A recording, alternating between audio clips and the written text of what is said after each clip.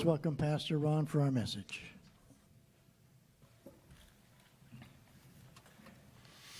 On December 14th, 2012, 7-year-old Daniel Barden awoke early. The dark sky outside their Newtown, Connecticut home was turning red-orange. Christmas lights illuminated the roof lines in the houses nearby. "Isn't that beautiful?" he asked his dad. His dad took a picture. The morning was full of tender moments. At one point, Daniel ran down the driveway in his PJs and flip-flops to say goodbye to his brother heading off to school. Another point, he hugged his sister, Natalie, before she left. He and his dad played Jingle Bells on the piano. When his mom was leaving, he ran downstairs, toothbrush in his mouth, to give her a hug before she went to work. All in all, it was a beautiful morning. No one imagined that it would be Daniel's last. He was one of the 20 children and 6 adults shot to death by a deranged gunman at Sandy Hook Elementary School. Sandy Hook wasn't the first massacre in American history, but it seemed the cruelest. This wasn't a gathering of adults. It was a classroom of kids. This wasn't a war zone. This was a quiet neighborhood. These weren't gangsters. They were backpack-toting, snack pack eating, Santa Claus loving elementary school children. It was the Christmas season, for crying out loud. The kids didn't deserve such a death. Their parents didn't deserve such grief. And we received an all too common reminder: life isn't fair. When did you learn those words? Life isn't fair. What deed exposed you to the imbalanced scales of life? Did a car wreck leave you fatherless? Did friends forget you? A teacher ignore you? An adult abuse you? Have you ever prayed the psalmist's prayer? "O Lord, how long will you look on?" When did you first ask the prophet's question, "Why does the way of the wicked prosper?" Why indeed? Why do drug peddlers get rich? Sex offenders get off. Charlatans get elected. Murderers get out. Cheaters get by with. Scoundrels get rewarded. Hypocrites get chosen. How long will injustice flourish? The truth is, injustices happen in the world. You know this. The good news is God always extends grace. There are 2 dimensions to God's love: truth and grace. We find the fullest expression of this truth and grace in Jesus Christ. The Apostle John writes, "The Word became flesh," read this with me, "the Word became flesh and made his dwelling among us. We have seen his glory, the glory of the one and only who came from the Father, full of grace and truth." Jesus was full of grace and truth. When Christ came to earth, he spoke God's truth. He didn't lower God's standard of truth. He could not lower God's standards of righteousness because they're based on God's holy character. But he was also gracious. Some people focus on God's truth, so they become judgmental. Maybe you're having a hard time becoming a follower of Christ because Christians have been judgmental towards you. Others focus on God's grace, so they don't emphasize standards of right and wrong. God is able to offer us grace, not by lowering God's standards, but because he meted out his full judgment against sin on the cross. There's a book in the Bible that talks about truth and grace. It's the book of Hosea. You may not know much about the prophet Hosea. This is the 8th in a series of messages from Hosea. If you're just joining us, let me catch you up. When God led the people of Israel out of Egypt, he gave them the land of Canaan. He told them to drive out all the people they found there, because he knew if they did not, they would assume their wicked practices. They drove out most of the people, but they didn't finish the job. So eventually, they began to join the Canaanites in their worship of Baal, which included some of the most heinous religious practices the world has ever known. Temple prostitution, drunken orgies around the bonfires, and offering babies in sacrifice on the fires. In stepped the prophet Hosea. God told him to marry a promiscuous woman. Go marry a promiscuous woman and have children with her. Hosea is thinking, seriously, God? The people were shocked that the good prophet would marry a prostitute. Even after they married and had 3 children, Gomer left Hosea and returned to her promiscuous life. Hosea figured he would divorce her, but God told him to marry her again. Go, show your love to your wife again, though she is loved by another man and is an adulteress. Love her as the Lord loves the Israelites. Hosea is thinking, God, you've got to be kidding. She's made a fool out of me. I'm the laughingstock of Israel. But he obeyed. Why would God ask Hosea to marry Gomer twice? He wanted him to be a living illustration that though people are unfaithful to him, he is still gracious with them and loves them and invites them to come back. Like God, we are, read this with me, we are to extend grace without lowering God's standards of truth. The truth is, sad results come when we turn away from God, but God's grace is always available if we turn to God. So let's look at this truth and grace that we find in Hosea. First, let's look at truth. The truth is that sad results come when we turn away from God. Let's look at some of the sad results that came to Israel because they turned away from God. The biggest problem the people faced was that they strayed from God and started worshiping the gods of Baal. They joined in worship around the bonfires that included temple prostitution, a wild, drunken dancing, and offering their babies in sacrifice. They somehow thought if they did these crazy things, Baal would bless their crops.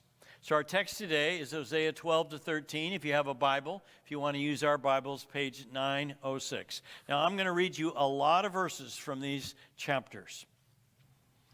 Ephraim feeds on the wind.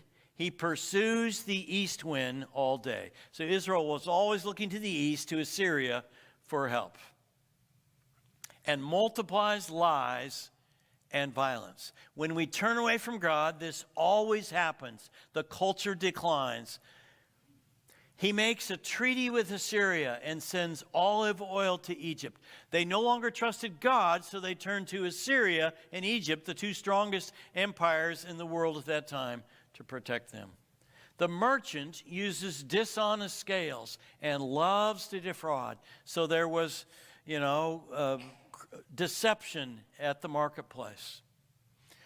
Ephraim boasts. Ephraim is a synonym for Israel. I am very rich. I have become wealthy. Under the rules of Saul, David, and Solomon, Israel became a very wealthy nation. Even at this time of Hosea, they still have wealth. When Ephraim spoke, people trembled. He was exalted in Israel. They used to be something. When they would talk, people would listen. But he became guilty of Baal worship and died. Now they sin more and more and make idols for themselves from their silver, cleverly fashioned images, all of them the work of craftsmen. God is making fun of them here. He says, seriously?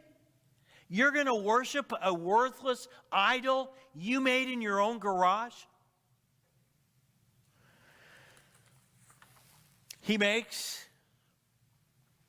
And it is said of these people, they offer human sacrifices. They kiss calf idols. They would offer their own children up to earn Baal's blessing on their crops. And they would kiss calf idols. They made golden calves, and they would kiss them. Therefore, they will be like the morning mist, like the early dew that disappears. He says, you folks, your end is going to come like chaff swirling from a threshing floor, like smoke escaping through a window. When I fed them, they were satisfied. God took care of them in the Sinai desert, fed them.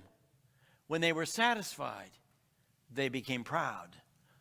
And the proud led to their straying. Then they forgot me. So, I will be like a lion to them. Like a leopard, I will lurk by the path. Like a bear robbed of her cubs, I will attack them and rip them open. Now, I talked about this last week. Most of the time when we sin, when we stray from God and sin against Him, we reap the consequences of our own bad decisions. But here, God's putting it in terms of like He's doing stuff to them. But usually it's we have caused the problems for ourselves. Like a lion, I will devour them. A wild animal will tear them apart. You are destroyed, Israel, because you are against me, against your helper. An east wind from the Lord will come, blowing in from the desert. His spring will fail, and his well dry up. Their economy is going to crash. His storehouse will be plundered of all its treasures. The people of Samaria must bear their guilt because they have rebelled against their God. They will fall by the sword. Their little ones will be dashed to the ground. Their pregnant women ripped open. He's talking about Assyria taking them over. They're going to come in and destroy them, and they're going to take many into captivity.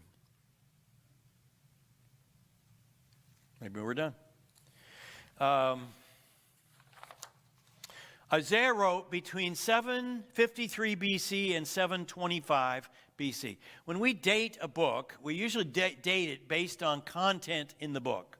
Maybe the prophet will say, I wrote during the reigns of this king and that king. We know when those kings reigned, and we can figure this when it is. There's nothing mentioned in Hosea's book about the fall of Israel to Assyria in 722. So we basically believe he did his writing before 722 BC, when they were taken captive by the Assyrians. What happened in Israel can happen in our country. Like Israel, we have been greatly blessed by God. As many of our people and leaders earnestly sought to honor God, God blessed us. We're far from perfect, but there's no other country in the world you and I would rather live in. But if we act like there is no God, and there are no standards of right and wrong, we will experience the same sad results like the people of Israel. Some bad things happen to us because of our sins, because of foolish decisions we make. But the truth is, not all bad things that happen to us are the result of our own mistakes. The truth is, some bad things come because we are affected by other people's sins. 7-year-old Daniel Barden didn't die in Newtown, Connecticut because of something bad he had done. His parents weren't punished for something terrible they had done. They were the victims of an angry man who carried a grudge and a gun. Second, there is grace. We've talked about truth. God's grace is always available to us if we turn to God. Hosea married a promiscuous woman. Even after she returned to her promiscuous lifestyle, Hosea forgave her and married her again. God asked Hosea to do that so people could look at him and see that even when we're unfaithful to God, God is gracious with us and will forgive us if we turn back to him. So let's look at the grace we find in these chapters in Hosea. I have been the Lord your God ever since you came out of Egypt. He says, I've been your God. I've taken care of you. I will make you live in tents again, as in the days of your appointed festivals. He says, I'm going to bring that back. I spoke to the prophets. gave them many visions, and told parables through them. He said, I spoke through prophets like Hosea to guide you, to direct you. The Lord used a prophet to bring Israel up from Egypt. By a prophet, he cared for him. Anybody know what prophet he's talking about? Moses. He was the first prophet in Israel. I cared for you in the wilderness. This is the Sinai desert. In the land of burning heat. When I fed them, they were satisfied. I will deliver this people from the power of the grave. I will redeem them from death. Where, O death, are your plagues? Where, O grave, is your destruction? We've seen this several times in Hosea. Prophets move seamlessly from talking about like the being taken into captivity by the Assyrians to talking about the coming of Christ. Him dying on the cross and being raised from the dead and winning a victory over death. Hosea speaks about God's truth and God's grace. He speaks the truth that bad things will happen to the people of Israel if they continue to make false idols and worship the false gods of Baal. He says things will get worse for you if you turn to Assyria to protect you rather than turning to God. Things will continue to deteriorate if you keep on engaging in sexual immorality around the bonfires to curry the favor of the demonic gods of Baal. They will experience more and more grief and heartache if they continue to offer their babies in sacrifice on the fires. God says, how foolish can you be? But he also extends God's grace. Just like he married Gomer twice, although she was unfaithful to him, he tells the people God will forgive you if you turn back to him. Like Hosea, read this with me again, we are to extend grace without lowering God's standards of truth. We are to tell people that there is a God, only one God. We are to communicate that God has established moral standards of right and wrong that govern this universe based on his holy character. We are to tell people these truths, but we also show grace. We're to be gracious like God is gracious. Amy Wells knew her bridal shop would be busy. Brides-to-be took full advantage of the weekend after Thanksgiving Day. It was common for a cluster of in-laws and siblings to spend the better part of the holiday weekend looking at wedding dresses at her San Antonio, Texas store. I wonder if Victor Wembanyama shops at this store. Amy was prepared to give service to shoppers. She never expected she would be serving a dying man. Across town, Jack Autry was in the hospital, struggling to stay alive. He was in the final stages of melanoma. He had collapsed 2 days earlier and was rushed to the emergency room. His extended family was in town not only to celebrate Thanksgiving, but to help his daughter with her wedding planning. Chrysalis was only months from her marriage. The women in the family had planned to spend the days after Thanksgiving shopping for a wedding dress with Chrysalis. But now that her father was in the hospital, she didn't want to go. Jack insisted. After much persuasion, Chrysalis, her mother, her sisters, and her mother-in-law-to-be went to the bridal salon. Amy, the shop owner, noticed that the women were subdued. She figured it was just a quiet family. She helped Chrysalis try on dress after dress until she found an ivory Duchess silk and satin gown that everyone loved. Jack was fond of calling Chrysalis his princess, and the dress, Chrysalis commented, made her look just like one. That's when Amy learned about Jack.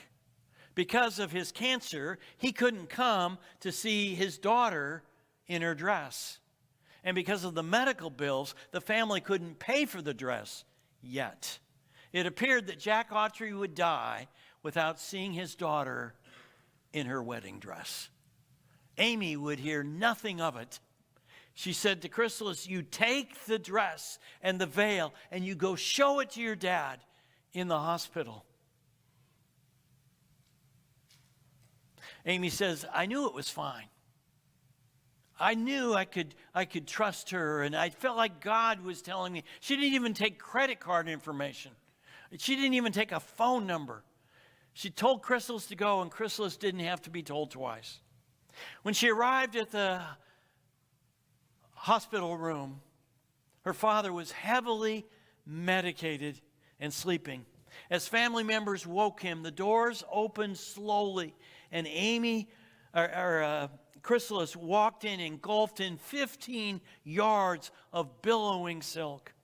He was able to stay alert for 20 seconds. But those 20 seconds were magical, Chrysalis said. My daddy saw me walking in and wearing the most beautiful dress. He was really weak. He kept looking at me. I said, do I look like a princess, Daddy? And he nodded. He smiled at me, and then it looked like he was about to cry. And then he fell back asleep. 3 days later, he died. Amy's simple kindness created a special memory that Chrysalis and her family will retell and cherish. The woman had never met me before, Chrysalis said, but she trusted me. And she reminded me that there are still good people in this world, people that you can believe in. It's every little girl's dream to have her father see her in her wedding dress. And she let me and my dad have that amazing experience. Amy showed grace. She offered compassion. She blessed a family struggling with death. And that's what God calls us to do. We are to extend grace. We are to show compassion. And as we do, we attract people to Jesus who came into the world to show people God's grace. One more thing about grace. God in his grace has set a day when he will right all wrongs. Luke tells us, for he has set a day when he will judge the world with justice by the man he has appointed. He has given proof of this to everyone by raising him from the dead. God the Father appointed Jesus the Son to exercise justice on Judgment Day. Then all the families who lost children and teachers in Newtown, Connecticut will get justice. Wrongs that unfairly happen to you in this world will be made right. Every flip of the calendar brings us closer to a day in which God will judge all evil. The judgment day has been chosen. The hour is marked and reserved. Judgment day is an unpopular term. We don't like the image of a great day of reckoning, which is ironic. We disdain judgment, but we value justice. Yet the second is impossible without the first. One can't have justice without judgment. The Apostle Paul tells us, for we must all appear before the judgment seat of Christ, so that each of us may receive what is due us for the things done while in the body, whether good or bad. Things happen in this world that are not fair. You've experienced this. Maybe your mate was unfaithful. Maybe a parent who should have protected you abused you. Maybe a child that should be grateful has turned their back on you. Maybe a fiance left you at the altar. Maybe a boss who should have promoted you passed you over. God knows that some wrongs will not be righted in this lifetime. So in his grace, he has set a day when all wrongs will be made right. We are to extend grace. Read this with me one more time. We are to extend grace without lowering God's standards of truth. We are to speak the truth. What is the truth? The truth is that sad results come when we turn away from God. Possibly you're experiencing some of those sad results because of foolish decisions you've made. Maybe God is telling you today, it's time to turn back to God. The truth is that unfair things come because we are affected by other people's sins. Maybe you've experienced this. A drunk driver ran a red light and slammed into your car, stealing a life and leaving you with serious injuries. We are to extend grace. God's grace is always available to us if we turn to God. Possibly you have a story of God's grace in your life. And God, in His grace, has set a day when He will right all wrongs. Maybe you hold bitterness in your heart toward people who mistreated you. Possibly God is asking you to let it go today because He has set a day when He will right all wrongs. Would you pray with me? I'm going to pray, and if my words speak for you, you can just whisper them along to God. God, I needed to hear this. I understand the truth that bad things happen because of poor choices I make. And God, I'm sorry for some of the choices I've made. Would you forgive me? But I also see that you are gracious and you invite me to come back so you can show your love to me. And God, I want to thank you. I believe that Jesus died for me, and I want you to forgive me. And I invite Jesus into my life. And God, I want to live with grace toward other people like you've been gracious with me. So help me to do that starting today. In Jesus' name, amen. We'll take your program once again. Inside is a communication card. I'd love for you to put your name on